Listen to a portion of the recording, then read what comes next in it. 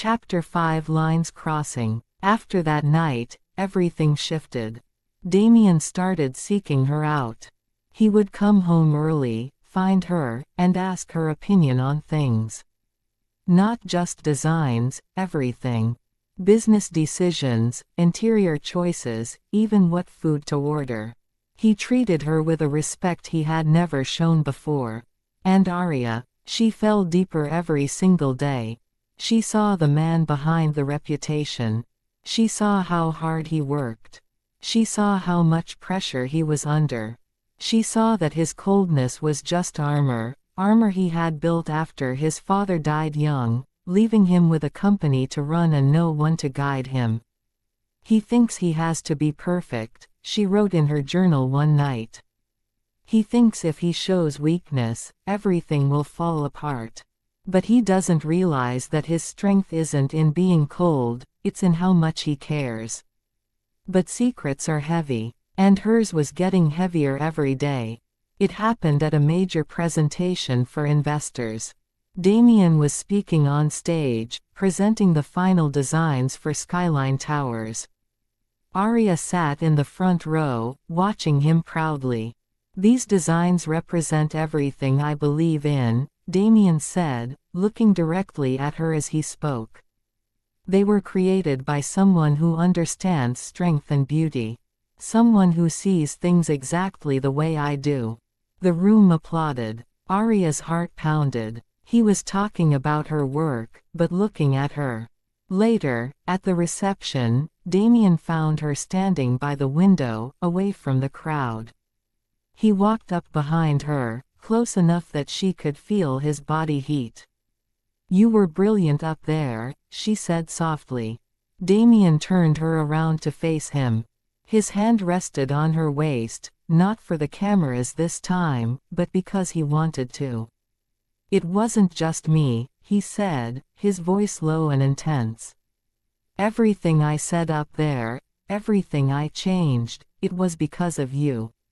You changed the way I see the project. You changed the way I see everything." He looked down at her, his eyes dark and swirling with emotion. "I don't know who you are, Aria. I don't know where you came from or what you are hiding, but I know that you are the best thing that ever happened to this project. And, I think, maybe, you are the best thing that ever happened to me." Aria's breath caught in her throat. She wanted to tell him. She wanted to shout, "It's me. I am the architect. I am everything you admire."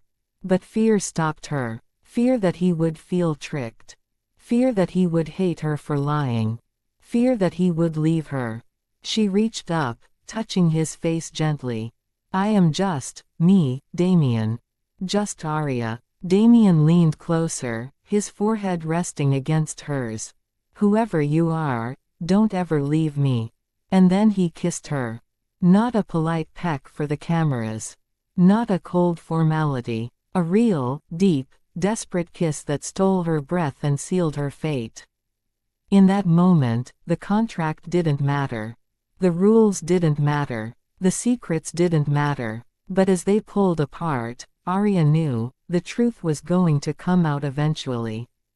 And when it did, it would either break them completely, or bind them together forever. Chapter 6 Double Life. Life became a delicate balancing act. By day, Aria was Mrs. Sterling, the elegant wife, the perfect hostess, the woman everyone admired. She attended meetings, luncheons, and events by Damian's side. He was openly affectionate now, holding her hand, keeping her close, looking at her with an intensity that made everyone whisper. "They are truly in love," people said. And the crazy part was, it was true. By night, and whenever Damian was busy at the office, Aria worked as the lead architect for Hale Construction. She submitted her designs under a generic signature so no one would trace it back to her. She solved problems, drew plans, and guided the project forward. Damian would come home, talk about that brilliant architect, and never suspect he was talking about the woman sleeping in his bed. It was exhausting. It was thrilling. And it was dangerous. One afternoon, Damian brought home a set of new drawings. He spread them out on the dining table, excited. "Look at this," he said, pointing to a new section of the tower. They added a glass observation deck at the very top.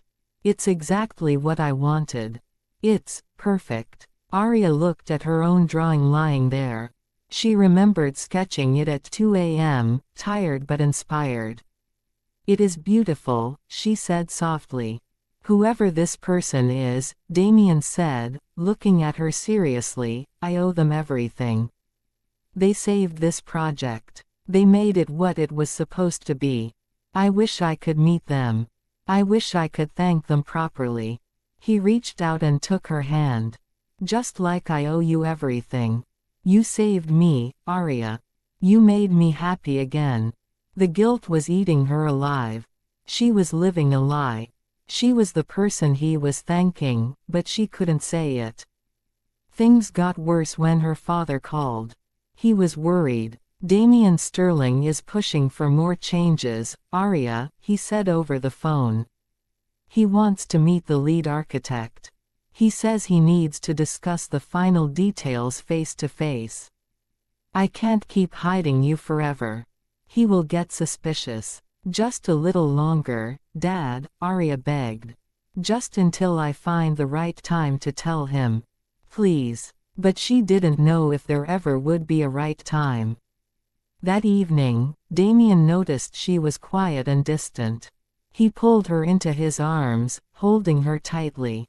"What is wrong?" he asked, concern written all over his face. "Is it your father? Money? Tell me. I will fix it." Aria looked up at him, this powerful, stubborn, wonderful man who loved her and loved her work but hated her family's business. "Damian," she took a deep breath, ready to confess. "There is something you need to know. Something big." But before she could continue, his phone rang. It was urgent, a problem at the site. He kissed her forehead quickly. "We will talk later. I promise." He left, and Aria sank onto the sofa. The truth was right on her tongue. But every day that passed, it became harder to say.